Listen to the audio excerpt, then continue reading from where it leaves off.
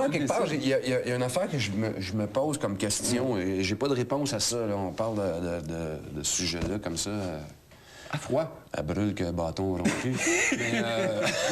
mais je me dis, la chose ultime qui nous appartient, je pense que c'est nous-mêmes. Et j'ai de la misère avec le concept de penser que tu appartiens à quelqu'un ou que tu loues l'exclusivité de ton corps à quelqu'un pour la durée d'une relation.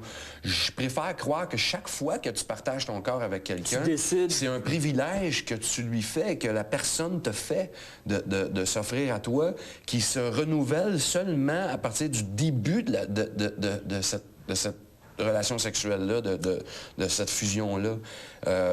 Et je pense pas que quelqu'un devrait... quotidien. Oui, exactement. Je pense que ça t'appartient, c'est à toi. Comment ça se fait que...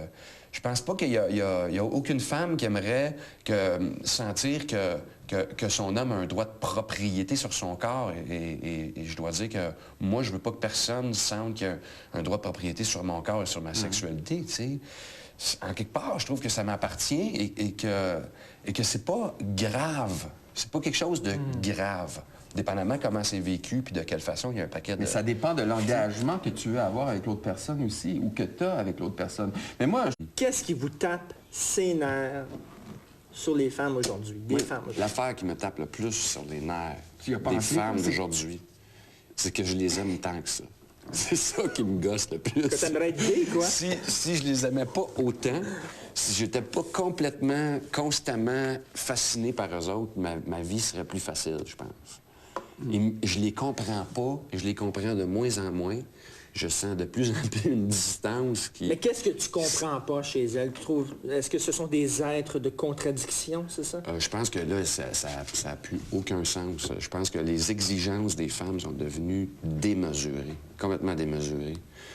Ils se sont fait vendre une espèce de notion d'équilibre parfait qui Écoute, en marche plus, pas il faut qu'ils soient extraordinaires dans la cuisine. Ouais. Il faut qu'ils soient Martha Stewart, il faut qu'ils soient des amantes extraordinaires, des mères extraordinaires. Ils se donnent pas de break. Il y a des amis, il faut qu'il y ait un job, il faut qu'ils soient mères de famille. On accepte qu'on soit imparfait, mais elles ne se donnent aucun break. Puis en plus, par le fait même, nous en donnent aucun à nous autres non plus. Nous une tape, c'est Pas vrai. Les femmes ont beaucoup, dans les dernières années, voulu qu'on devienne comme elles. C'est ça qu'elles ont voulu. Elles ont voulu qu'on exprime plus nos émotions, qu'on soit... Et d'ailleurs, voilà une des choses qui me tape le plus, c'est les nerfs des femmes. Chaque fois que... Moi, je suis un gars qui s'exprime beaucoup, qui exprime ses émotions. J'aime faire à manger, j'aime magasiner, j'aime faire ces affaires-là. Et dans ce temps-là, puis j'aime m'occuper de mon enfant, tout ça. Dans ce temps-là, je me fais dire par des filles, t'as un côté féminin très développé. Va donc chier. Pourquoi automatiquement, quand c'est une qualité, c'est féminin, puis quand c'est épais, c'est masculin? C'est quoi cette affaire-là? Et quand ton enfant fait une bêtise, soudainement, ton enfant a un nom de famille. Oui, ça, c'est sûr. Jessie Huard. Catherine Martineau. C'est là, soudainement, ça, c'est parce qu'elle a fait une bêtise, elle a mon nom de famille. Non, mais quand tu disais, dans le fond, la première question était la bonne, on est-tu fait pour vivre ensemble? Mais dans notre société, on est-tu fait pour vivre ensemble? Mais il y a beaucoup de filles qui disent que les gars au Québec, ils crousent plus. Ah oui, mais si tu les crouses trop... C'est sûr qu'on crouse plus.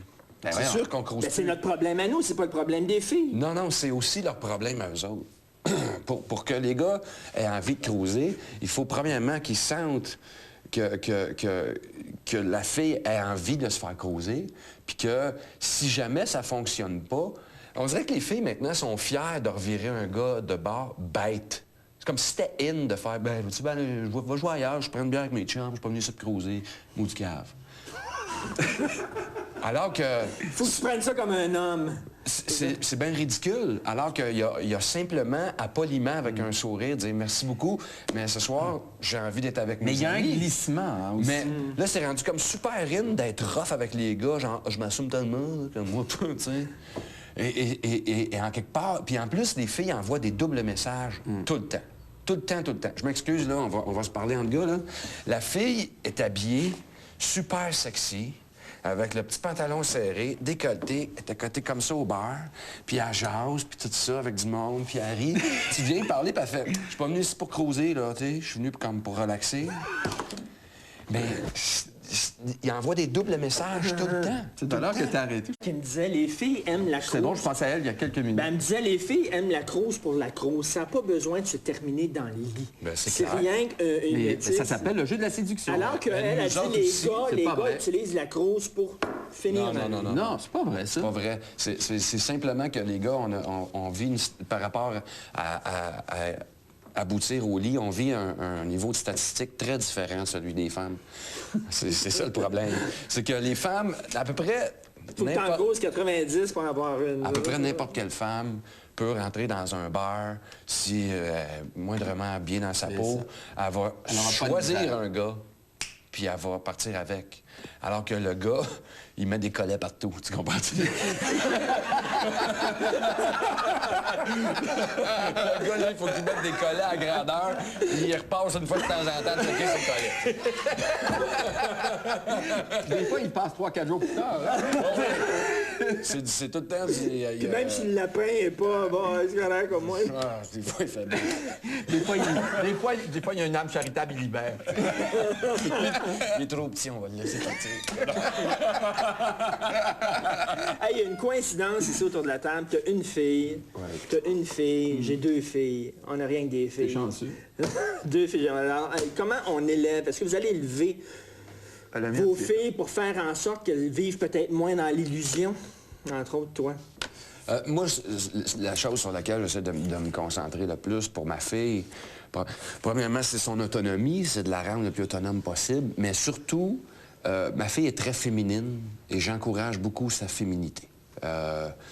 Moi, je déteste les parents qui veulent absolument normaliser les réflexes sexuels des enfants. Quand je dis sexuel, je ne parle pas de sexualité, mais bien d'identification des genres sexuels. Et ça, moi, ça me tape énormément, tu sais. Elle est féminine, elle aime être bien habillée, se regarder, elle aime ça, fine. Tu vois, Franco,